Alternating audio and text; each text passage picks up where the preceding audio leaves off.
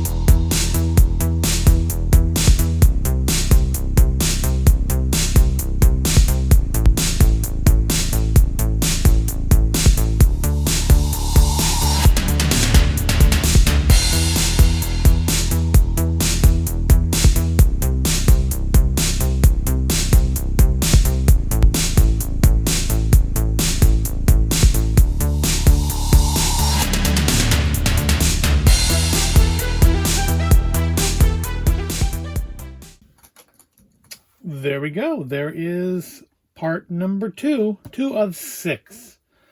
Not now. Probably took about as long as the first one, didn't it? I really like how we are doing some more of this kind of slanted stuff here. That's kind of off the off the normal grid lines here. I like how we filled in the space with these little circular columns. I don't know. I don't think you get enough light to really see those very well. Hold on. I can do something about that. There we go. Of course, now I can't point it out to you. But those little circular columns there, I like how that fills in the space. so that you have more freedom to build on these. They're not just all right angles. We have another little minifigure. Don't know what his name is. Probably not. I'm actually not even sure it's a he. They've made this one fairly open to interpretation, which I suppose is not a bad thing. We'll just say this little fella is, well, not fella, this little sentient minifigure is gender fluid or non-binary. I guess that's the right term, isn't it? I don't know. It is up to the user's discretion who this little person here is. If I can make them hold on to their helmet again, and now I can't. I shouldn't have touched it. I ruined everything. But they have a little scooter. On the scooter.